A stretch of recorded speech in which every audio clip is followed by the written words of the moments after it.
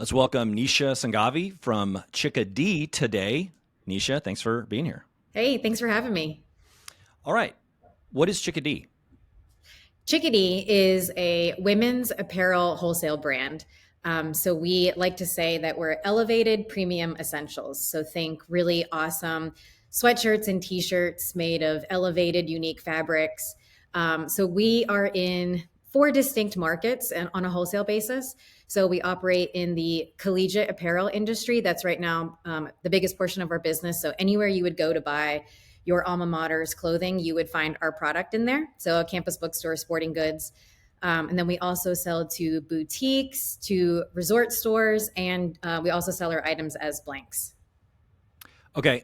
And I understand. Okay. So your main focus is like collegiate clothing. Do you offer things outside of that, or is that the primary focus? Yeah, so our primary focus is to create elevated premium essentials for women. So in-house, we design all of our own items based on things that we might trend spot. So we have a team of in-house designers that completely from scratch, picking the fabric, measuring it, all that. Then we work with we work with factories overseas that manufacture it. Then we import it into the U.S. and we sell it to over 2,000 retailers. So around 60% of our business today is in the collegiate apparel market, and the other 40% is in resort boutiques and just selling our items as blanks on a wholesale basis. Okay. And what percentage is wholesale versus not wholesale? So today, 95% of our business is wholesale and Okay. 5% is DTC. And so someone would need to go to chicka-d.com or whatever your domain name is to do the 5% of retail that you do. Correct. Yeah. We have a big initiative this year to hopefully get our DTC business bigger, but the wholesale is just like a monster in itself. So it hasn't been a big focus yet. Yeah. I mean, the UT, I went to the University of Texas. So UT has just the co-op. And, if I were to think about where I would get gear, it would be the co-op and maybe like Academy. Mm-hmm. So I imagine everybody else kind of has that same thought. So you probably have a direct connections to every university's co-op, but you also mentioned resort. What does that mean?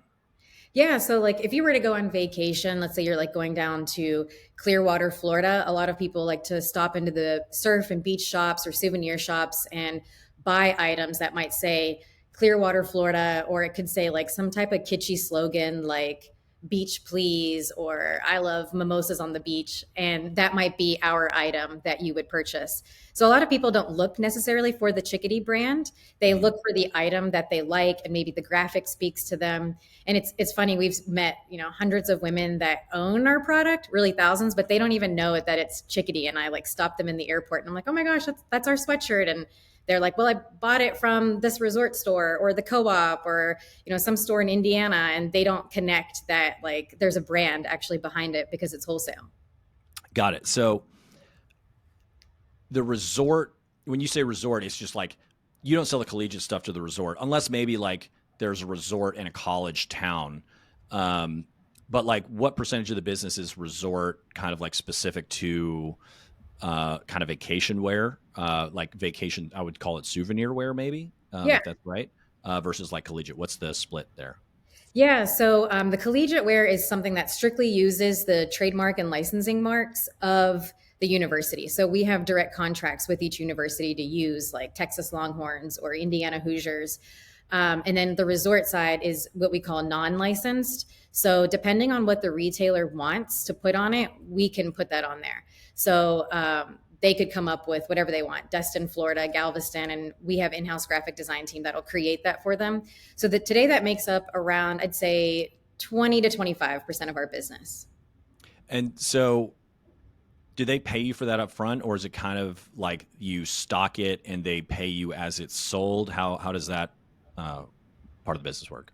Yeah, so we have our own around 25,000 square foot warehouse in Florida. So we stock all of our items as blanks there. And then as the orders come in, we mock up the design, we give it to the retailer for them to approve it. Once they approve it, we print it and ship it to them and invoice them.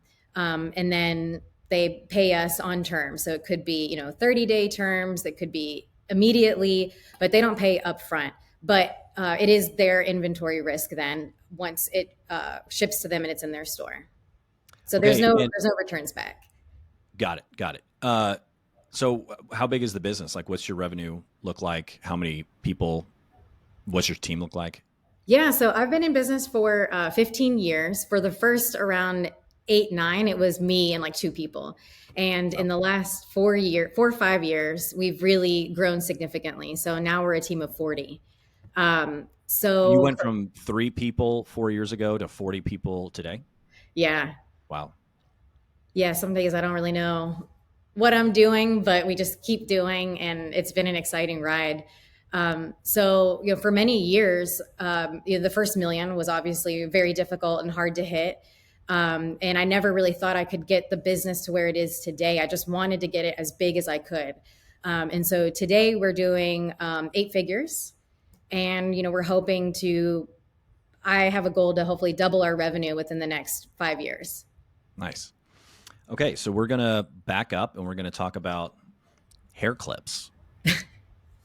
I love this because everybody that I interview, a lot of people have very early kind of commerce stories, whether it's something as simple as, getting an allowance for tasks or just, stumbling into doing something at an early age. But almost everybody that I've talked to, the entrepreneurs, have some sort of early exposure to commerce, which I think is really interesting.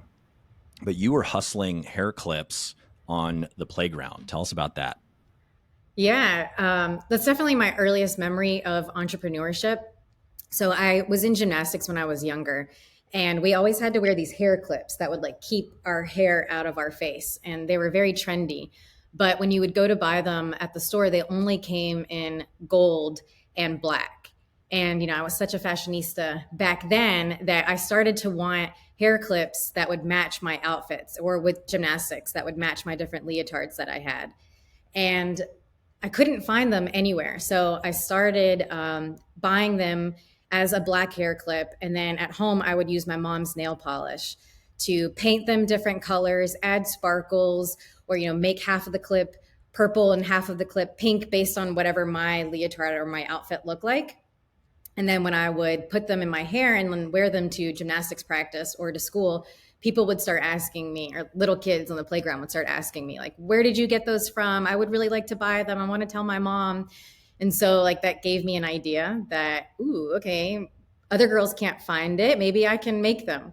So I started asking my mom to like take me to Walmart or wherever, like at the time, Rite Aid probably, and buy me these black and gold hair clips. And she was always questioning, like, why do you need so many? And I was, wouldn't tell her why. And then I started painting them at home, just different colors based on kind of like targeting a girl on the playground. Like, ooh, she likes pink. I think she likes to wear blue. And I would paint them at home, and then I would stick them in my pockets.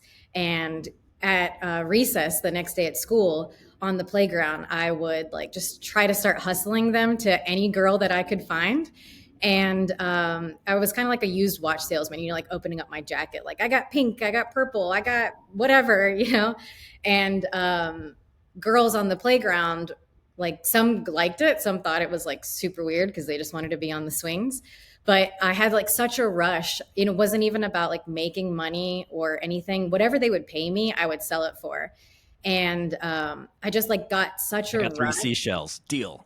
Exactly. Yeah. I'll trade you for, that hair scrunchie, 10 cents, whatever you got, your snack money.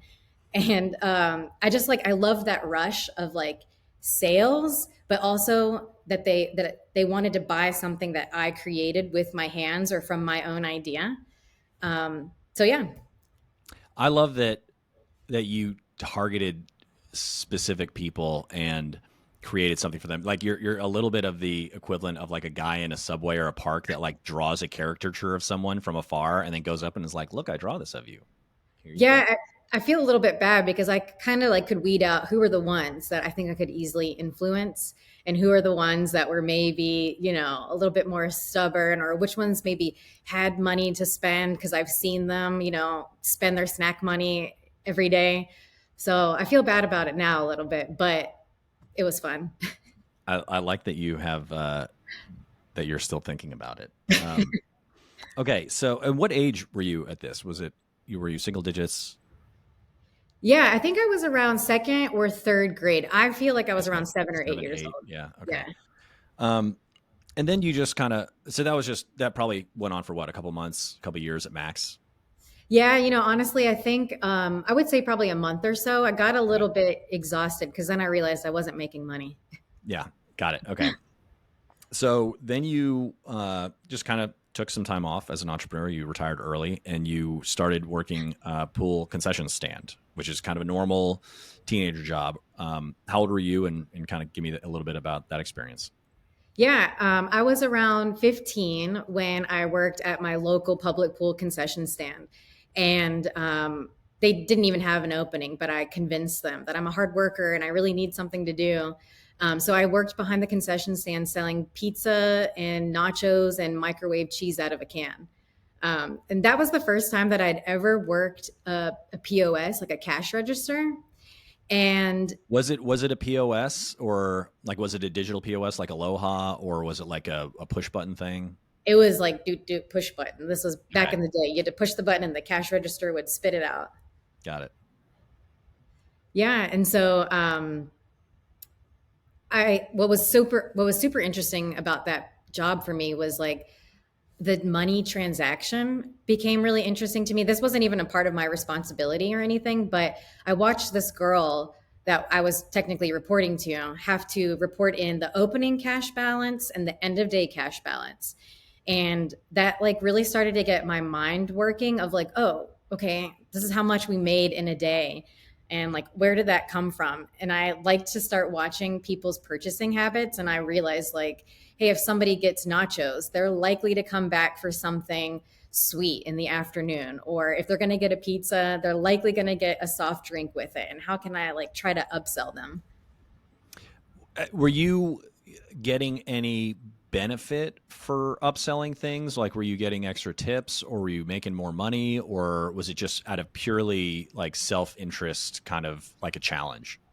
No, yeah. I didn't get anything. I was just straight, paid by the hour, no tips either. I don't even remember. What I remember most was just like that rush of trying to sell something to somebody or like analyzing their purchasing habits and, how can I influence them? So it's almost like a little personal puzzle that you created for yourself. Yeah, definitely. And I really like enjoyed people's like the different personas that would purchase at the concession. Like you have the kid that has their mom's money. You have the mom that comes with the kid that doesn't want them to buy candy, but the kid is, wanting candy. And it was interesting just to kind of be able to put these consumers in different personality buckets and then figure out what their purchasing habits are.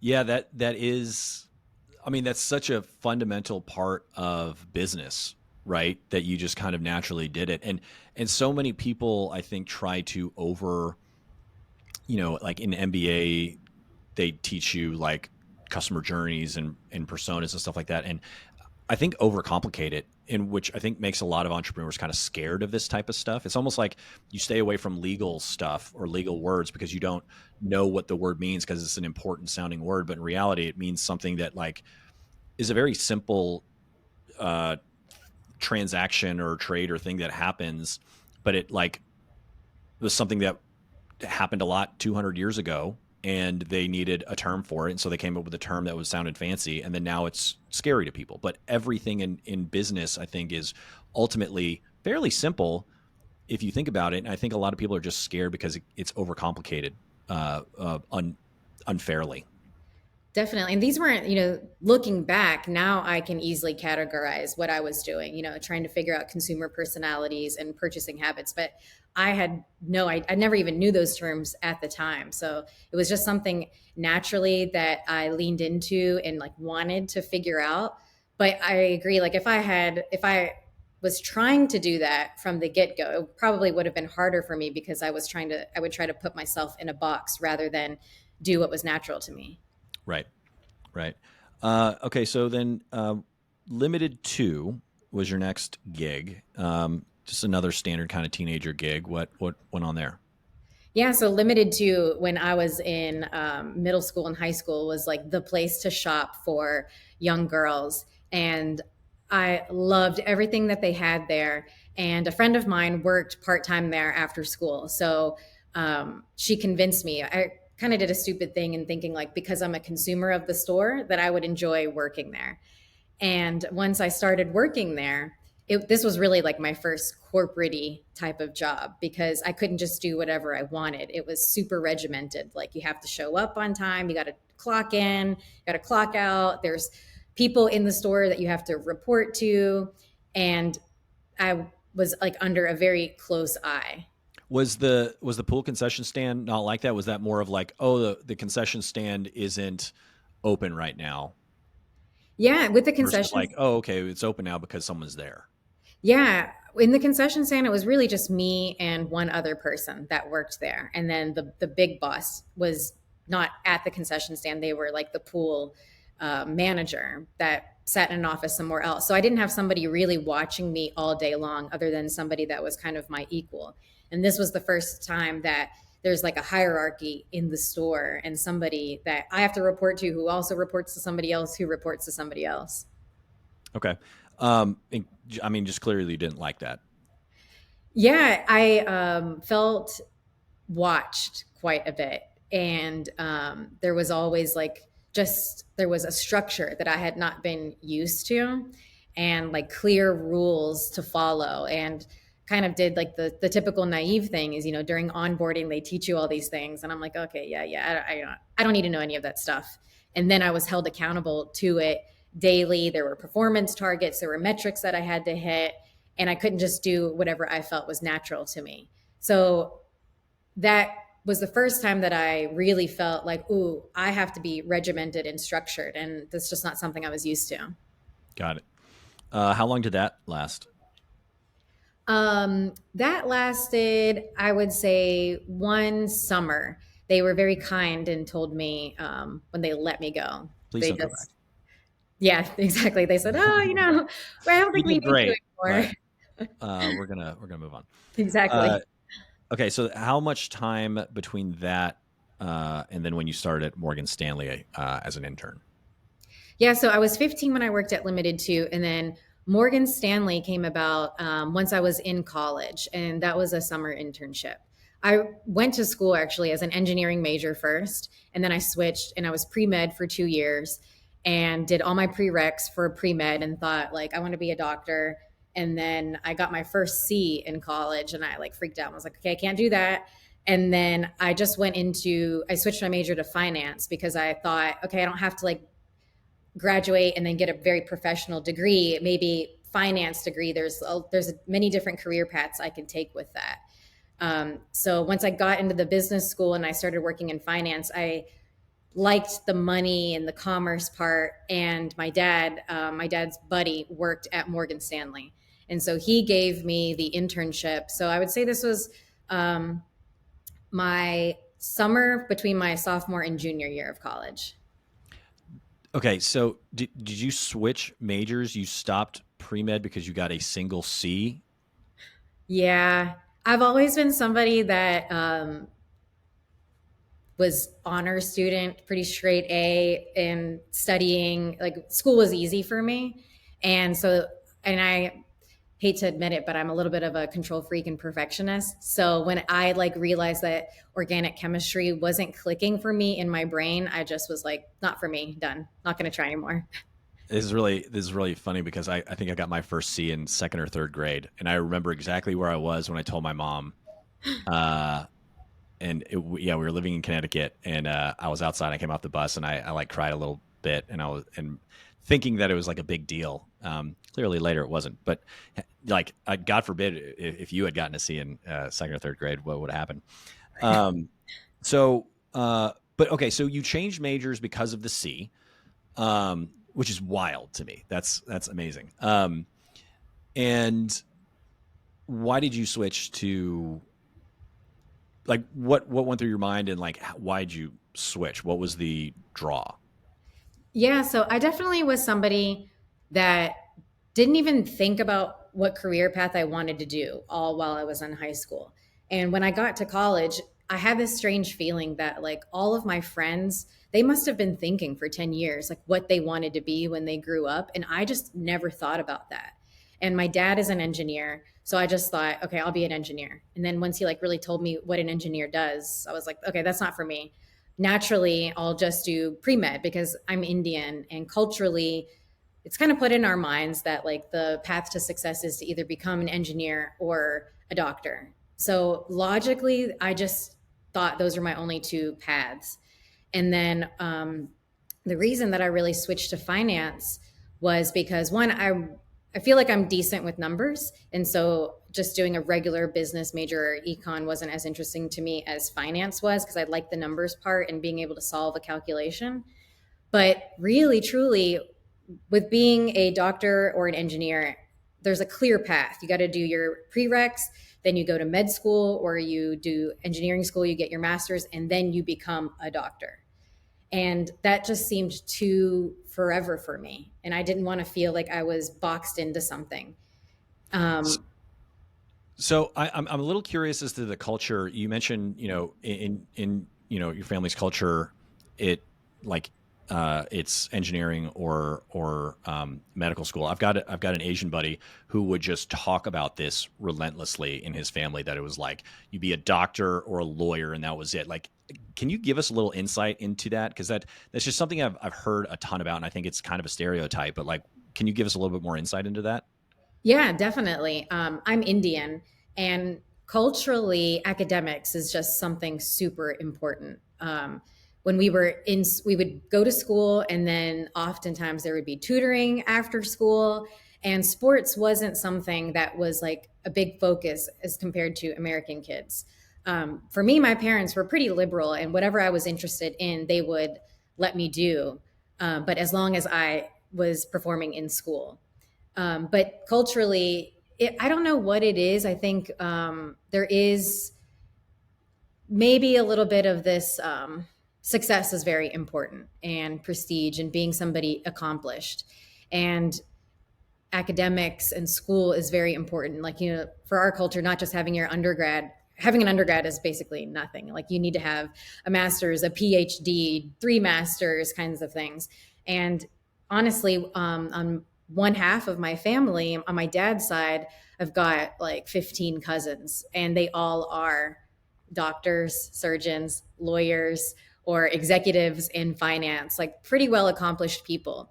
And I can't really put my finger on it of why that is important in our culture, but I think it just comes down to one, for sure, being financially independent. Our parents want us to succeed and reach our maximum potential. And that's why there's always just like from the time you're born to becoming an adult, there's just always this push to be better and figure out your max potential so that they know once you grow up and you are an adult, they don't have to take care of you, and hopefully you take care of them. Yeah. So in my family, my grandparents never went to college. My parents were both first generation college goers. My dad was an attorney, and my mom kind of put that mindset in my head, was like, okay, well, your grandparents didn't go to college. We went to college. I've got my master's. Your dad has, a law degree. You've got to get a master's. And that was like, I'm 43 years old, and they're still, running a multi-million-dollar business. And my mom, it's just like something that is brought up on a regular basis. And so, like, do you, like, you mentioned that all of your cousins and whatnot are doctors and lawyers or engineers or whatever. Like, do you still get flack for that? Or like, once the business hit a certain level, did you stop, kind of hearing about it? Yeah, very honestly, I'm somebody that I really haven't talked a lot about my business. Like, sharing a revenue number was something, honestly, for probably 13 years. I just never did. But what I did kind of take was that people thought because I'm a girl doing a fashion brand that I'm just like selling some t-shirts out of my car on Etsy or something. Yeah. And I kind of like took. And not even that that's a bad thing. You could be making like Bonobo started selling pants out of the back of a car. Absolutely. But I think like for people's natural, like the they would just think that it must be a very small business or a hobby, to be honest. Mm. And that maybe my husband was taking care of me or my parents were funding me. That's kind of like the hits that I had to take, but I just cut out the noise and focused on my business. And then it wasn't until kind of my dad actually switched his viewpoint. So I don't have my master's degree. I only have an undergrad degree. And I'm probably the only cousin in my whole family that only has an undergrad degree. And my dad was just one of us. Yes, exactly. And I'm a big proponent now for like, you don't really need a master's degree if you have the passion to accomplish something. Yeah. I tell my parents that I don't know if, I don't have kids yet, but I tell my parents, I'm like, I don't even know if my kids are going to go to college. And the horror is insane. But sorry, I cut you off. Continue. No, absolutely. I mean, academics are so important for our family, but my dad, I think I'm the first person in my family that was able to hit a level of success that is matched to a neurosurgeon, a corporate executive, maybe even more successful than them. And my dad is very proud to now share that. And I didn't realize that my dad was kind of sharing that with my family members and my aunts and uncles that like, she actually has a big size business. She's got this, big Low-key warehouse. baller. Yeah. And so now I'm much more like confident also sharing my revenue number. I don't want to like flex on people, but I am very passionate now about sharing that like in our culture, you don't have to be a doctor or an engineer to be successful. There are now like entrepreneurship is very alive. And if you are smart, you can also make anything that you want. I could have been a doctor, even though I got that C, but I was able to be just as successful as one with my business idea. Okay, so we're still at Morgan Stanley. I love that you mentioned you got obsessed with stocks and you mentioned Mad Money. I was talking to my wife right before this episode, and I said, "Do you know what Jim Cramer's dog's name is?"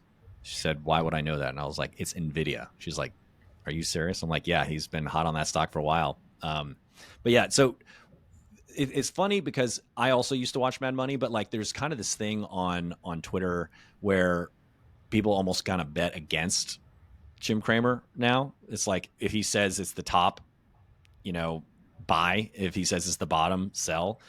So tell me about, kind of how you developed in stocks, and like I would love to hear a little bit about you watching Mad Money because I think a lot of people kind of were introduced to stocks that way. Yeah. So when I started studying finance, I took a derivatives class, which was the hardest class in the finance major.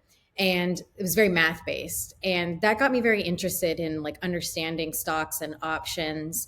And my dad is pretty good at trading options. So once he saw that I was interested in it, he right away was like, "You got to watch Mad Money with me and CNBC." And like he started turning me on to these different shows. And I really liked Jim Cramer's like personality. He's all over the place. He's crazy. And Got those buttons. yeah, it was, I was probably 19 years old. So he was very attractive to me in that he wasn't like the structured corporate guy on the floor. He was wild and doing all kinds of stuff and music and bells and all that. So I liked watching him, and whatever he would suggest a stock, I would research it on my own and like go back to the historicals and think, oh, okay, that's interesting why he called that out or where he thinks that they're going to go. And like, to your point, I didn't really like rely on him for his suggestions, but I just liked the way he thought. And that was interesting to me. Okay. So how long did the Morgan Stanley internship last? That was also just a summer internship. Okay. And then after that, you did WVBIT. Yes. Go into, let's explore that a little bit. Yeah, that was a really quick one. So my hometown is Charleston, West Virginia, and that's the capital of West Virginia. So the state government is there. And I got an internship with the state treasurer's office in their Board of Treasury investment division.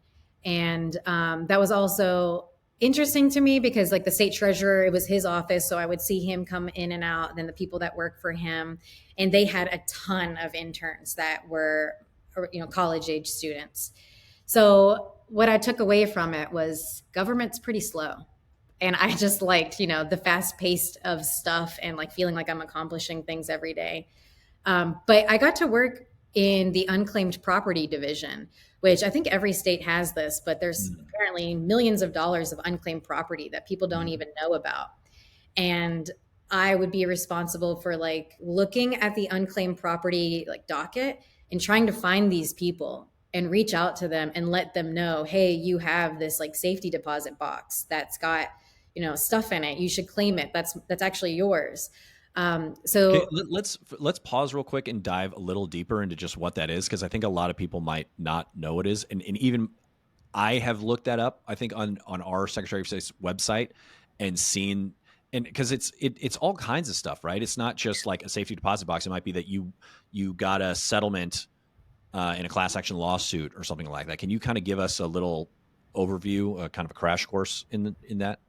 Yeah, I think what ends up happening quite a bit is people might buy property like land and then forget that they have it because they didn't develop on it or they had plans for it or whatever. And then 10 years goes by and maybe they've accrued more property by that time and they just like forget that they've got, 4 acres out in the middle of nowhere. So it could be real estate property. It could be a safety deposit box. It could be something that maybe they got in an inheritance and it went, to the legal team, and maybe the legal team then sent a letter letting this person know that this person in their will gave you this, and then that person maybe never got their mail or anything like that. So it could be something from a trust, a will. I think a lot of it though was physical land. And so this is kind of a state by state thing, right? Correct. Yes. And so how does that division like collect this information? Like if let's say I got a piece of land in a will, like you said, but I just didn't know about it. How does the government go about identifying that?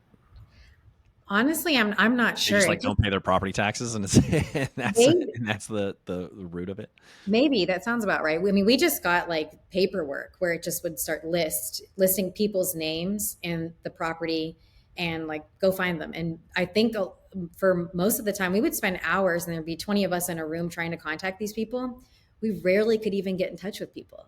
Yeah. So I think that just accumulates. That's wild. Okay. BNY Mellon. What was that? So that was actually my first real and only job post graduating from college. And real quick, the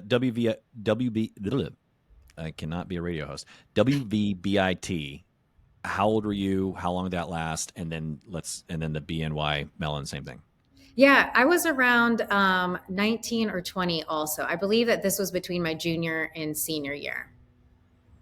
Okay. And so so BNY Mellon was a real job. It wasn't an internship, I guess. And so, but you were still in college. So you were kind of working part-time. What did that involve? Yeah. So BNY was when I graduated. So they came to my college and recruited for entry-level corporate finance positions. And right when I took the job while I was in college, and then I started immediately after I graduated. So this job was in Pittsburgh, Pennsylvania. And I studied finance in college, and I was really interested in derivatives and options. So that's how the job was kind of sold to me, that I would be involved with daily options and helping to reconcile this really big fund. But when I got to the job, I was actually just copy and pasting one number from one file to another file all day long. And I would finish my work in 2 hours and then just have to sit there for, the remaining 6. And I was so excited to take on my first corporate finance job, thinking I'm going to get my brain working. I'm going to have to like solve problems all day long. And instead, I didn't have to use my brain at all.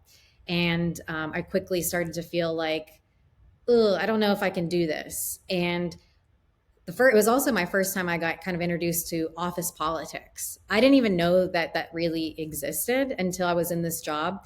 And I like started to get this feeling that just being good enough at your job, just being good at your job isn't good enough to actually excel in the career. You have Hmm. to like learn to play the game and, suck up to the manager and the boss.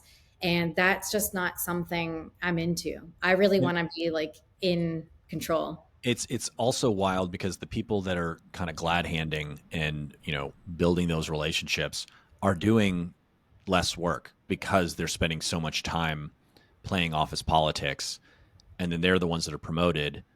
And my mom always brings this. I don't even know if I've ever read this book or know where it comes from, but like there's something called the Peter Principle. Have you ever heard that? No. So it's like the idea of someone being promoted one level above what they're capable of. And so like I feel like those people kind of get promoted into a role that is outside of their capabilities because they're not being promoted based on their capabilities. They're being promoted based on their likableness or charisma, whatever. And then the whole organization suffers because everybody below them either doesn't respect them because they don't know what they're doing and they weren't good at their job to begin with.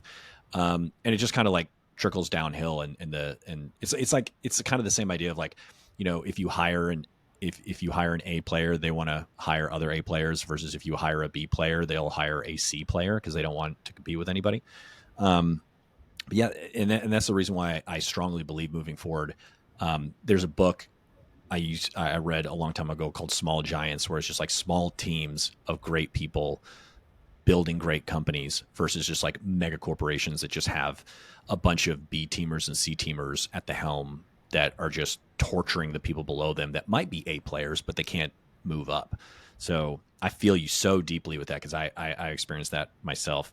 And I remember taking like online courses at one job I had where it's just like there wasn't a lot to do and I could just be busy or I could like be productive and educate myself while I was there.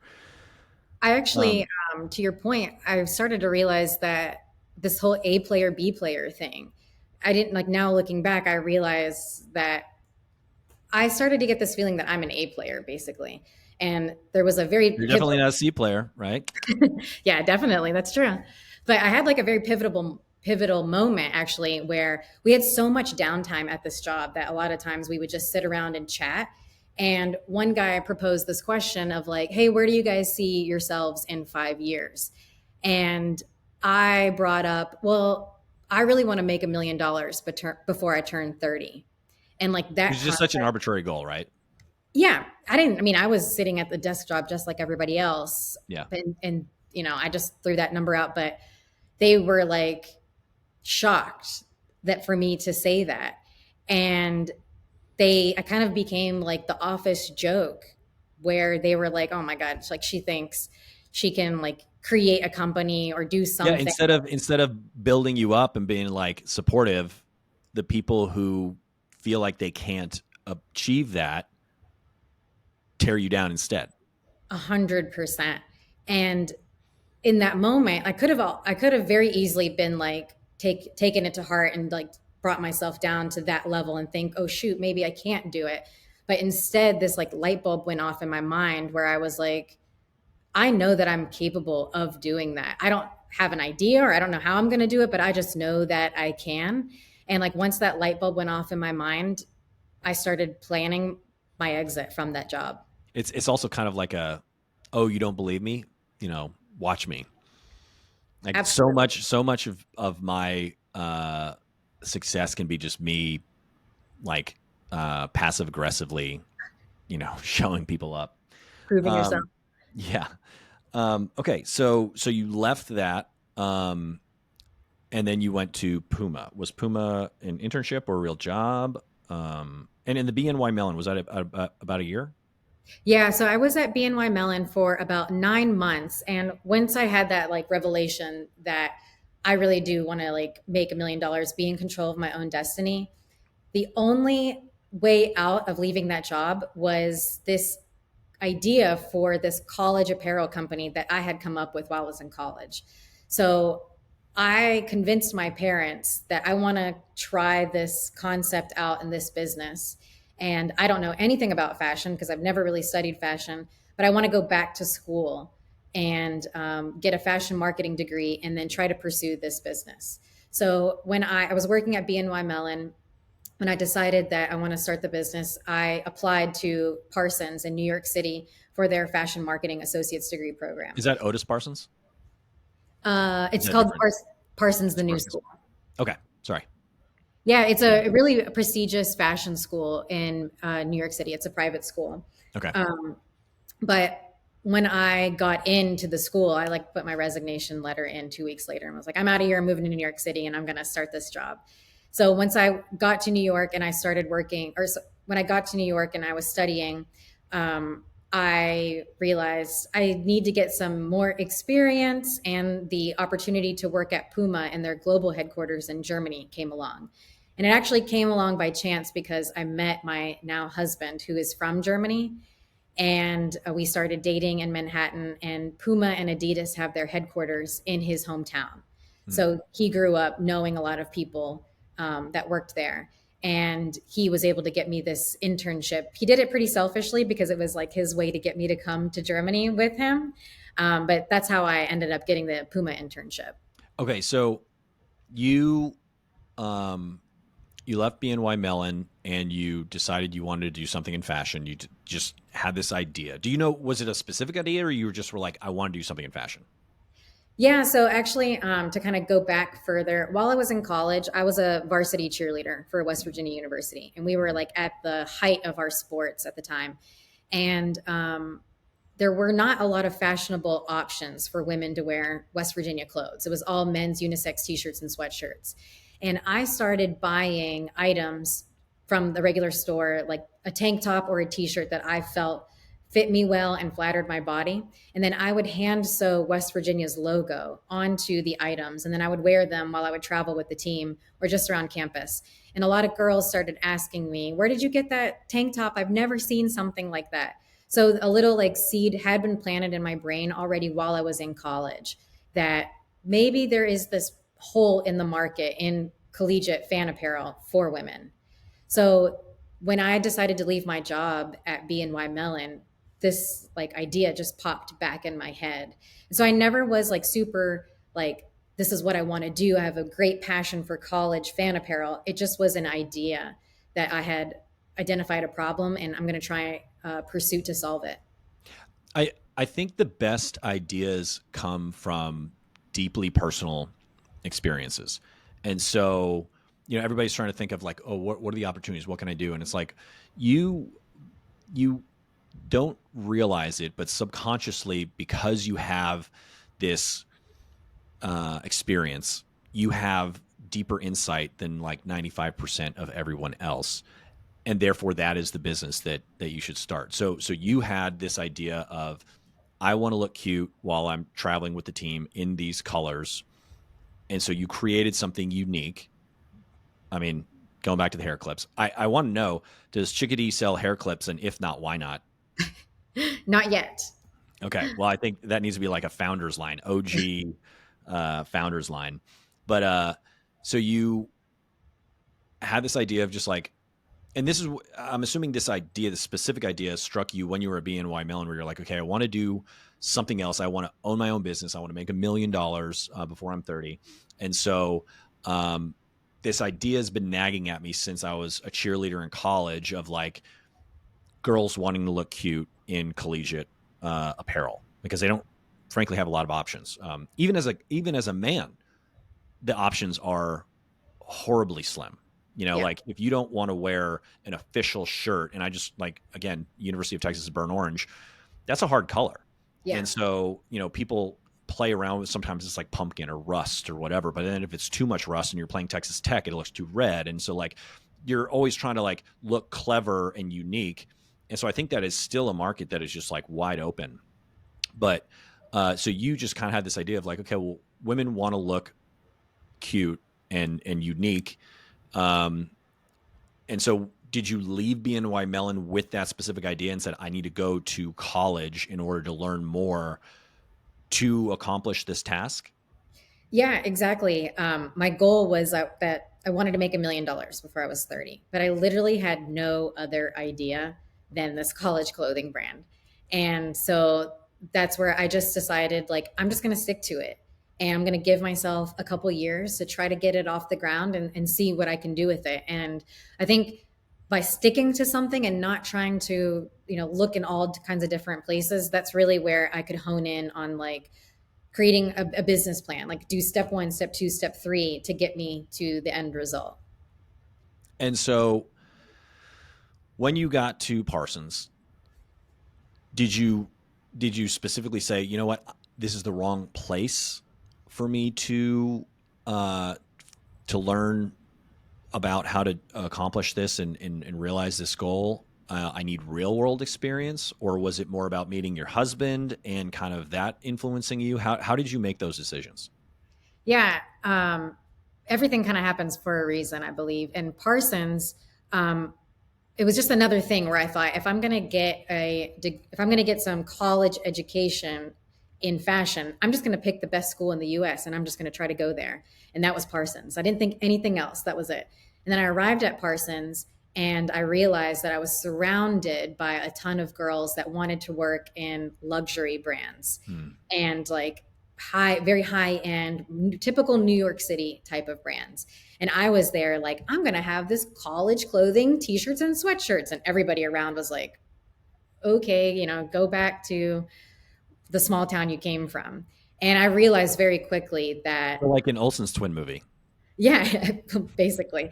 And I would wear like, going to class, I would wear like my old West Virginia sweatshirt that I had from college. And these girls were showing up in like Balenciaga, Escada, Burberry. And I was like, okay, so you Well, guys let's are be up. honest. If it was Balenciaga, it probably didn't look much better than your college sweatshirt.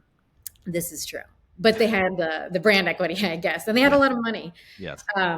So to your point, I realized like, okay, if I really want to pursue this college apparel line, there's not a lot here at Parsons that I can like find the path to create it.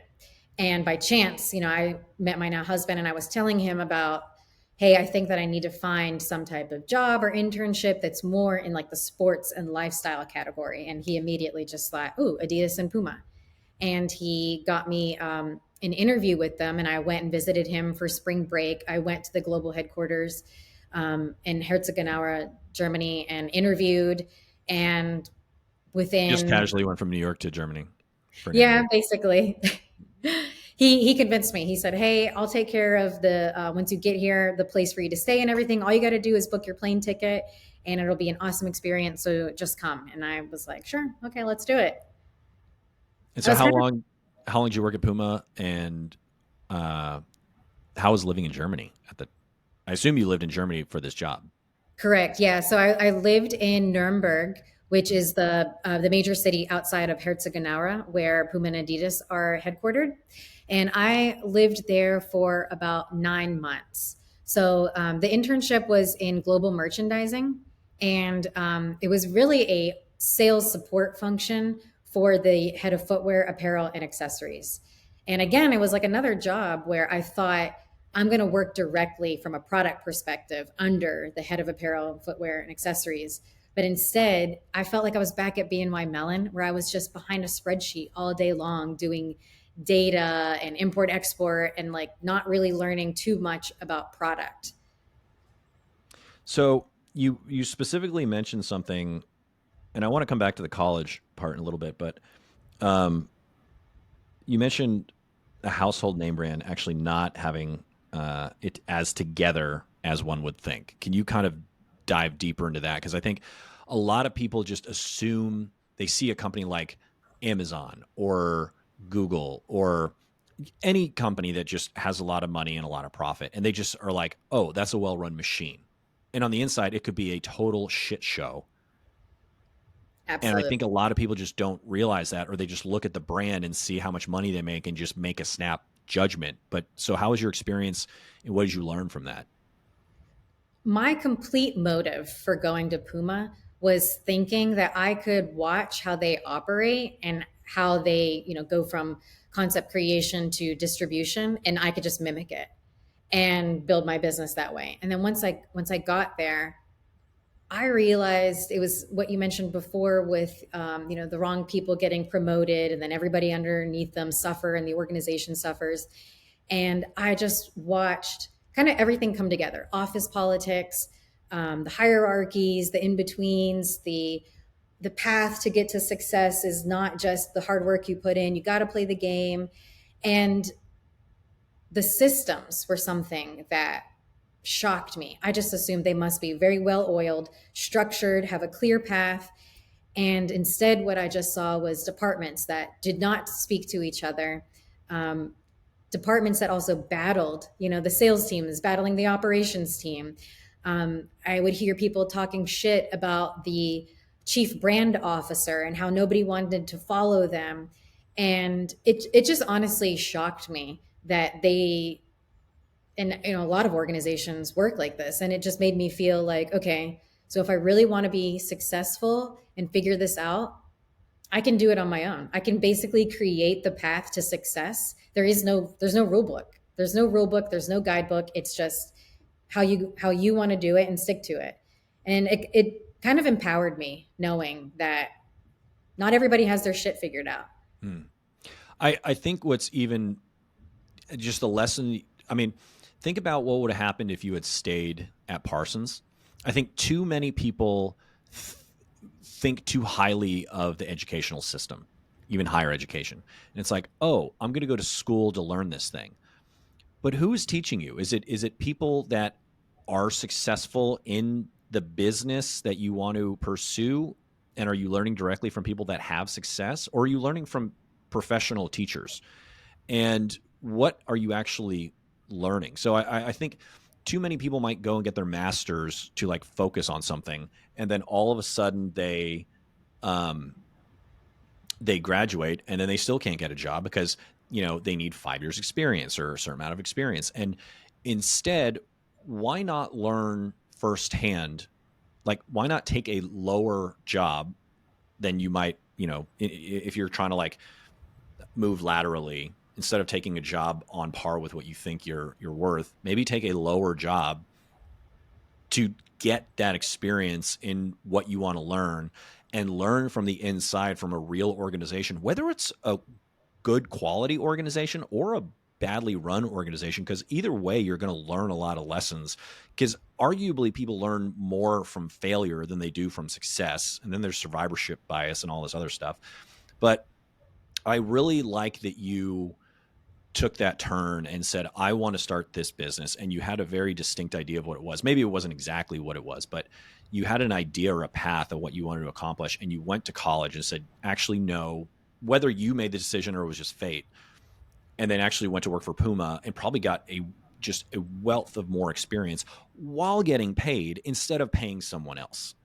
Definitely. And to your point, like, I basically took a step down because I had started working in corporate finance. And so my friends were like now in professional jobs. And here I was like back at an internship, And to your point too, like when I was at Parsons, because I already had the concept and the business idea in my mind, I could really cherry pick the stuff that I wanted to learn.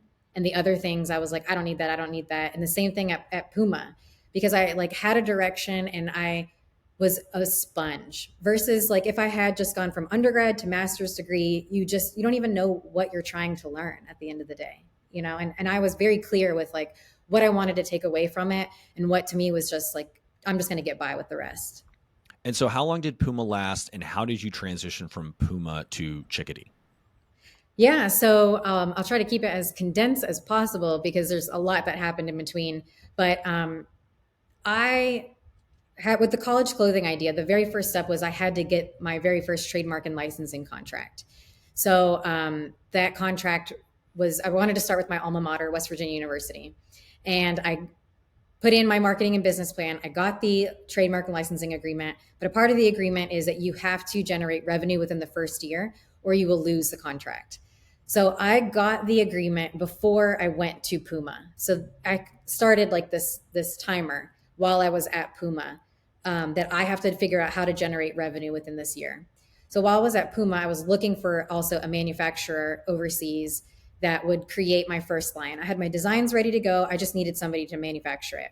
And by this time, by the time I got to Puma, I had already went through two manufacturers that I lost money with. And I was like kind of at the end of the road of like, shit, this really has to work out. Or now I have to like take a corporate finance job or something.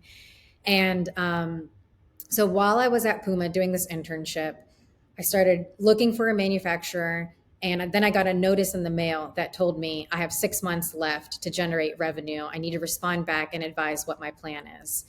So I had to come back to the US for 3 days for a personal reason from Germany. And when I came back to the US, I met a friend at a coffee shop and he was wearing these rubber bands. They were called silly bands back then, but they were like these silicone rubber bands.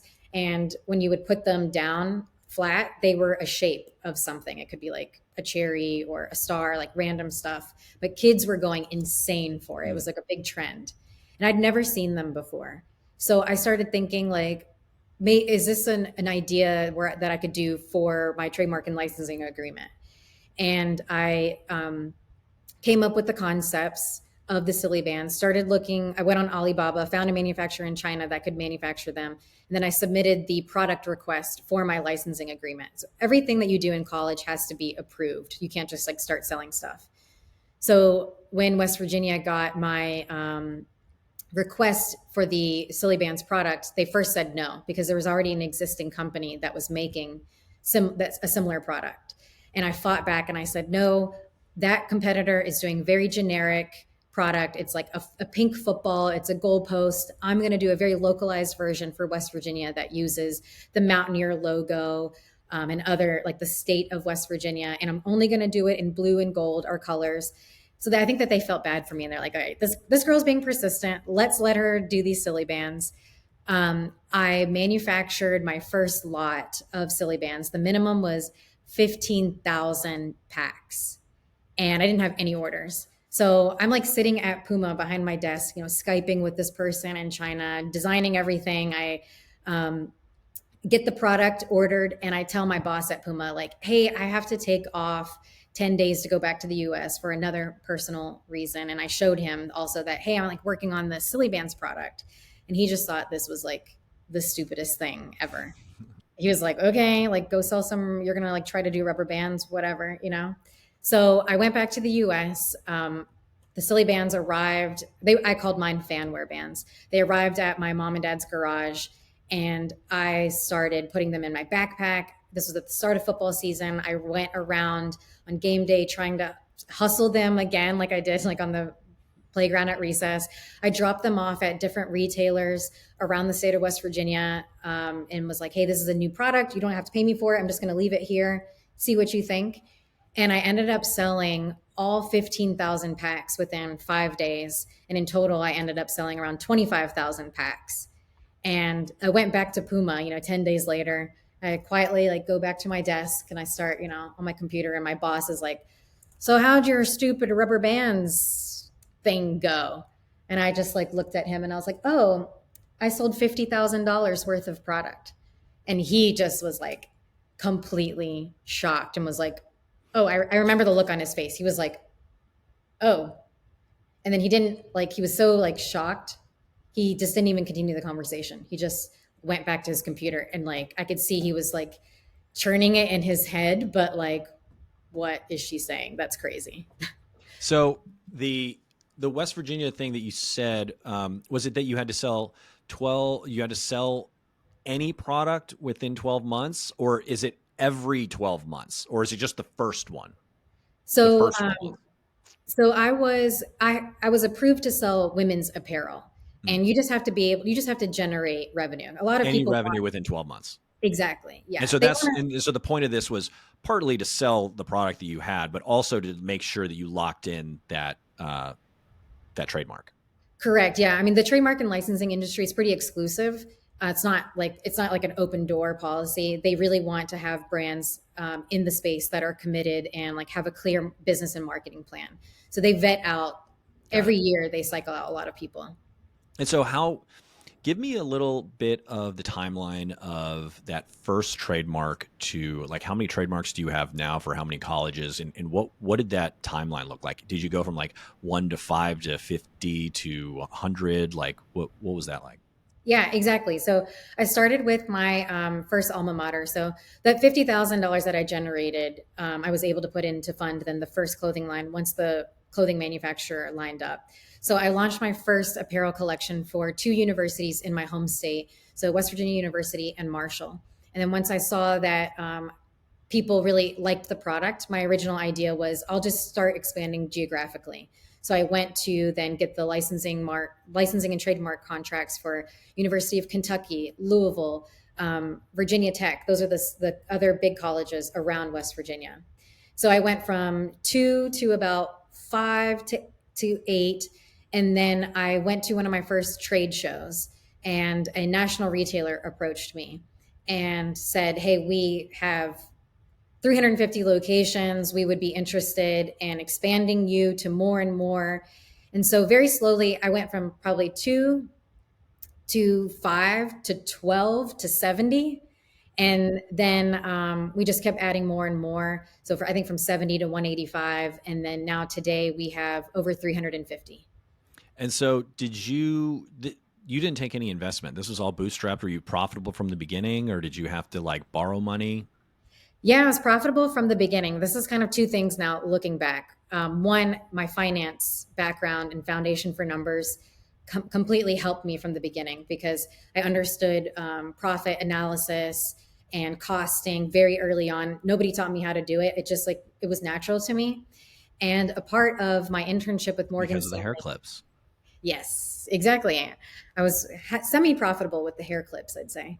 But a part of my internship with Morgan Stanley and as a graduation gift, my dad let me pick two stocks that he would invest in for me as a graduation gift. And one of the stocks that I picked was Apple, and this was before the Nice. iPhone came out. Mm. So that stock went to 350 bucks, I think, when I cashed out. So that money also helped me to fund the very first clothing line. So completely bootstrapped, self-funded from the beginning, and profitable since day one, all the way up to now. But I will say I sacrificed quite a bit in the early years to be profitable. I moved in with my parents. I lived very, very basic, worked 24/7. I didn't spend a lot of money. I didn't see my friends. I just really focused on the business and trying to be profitable because I just really wanted to prove it to myself.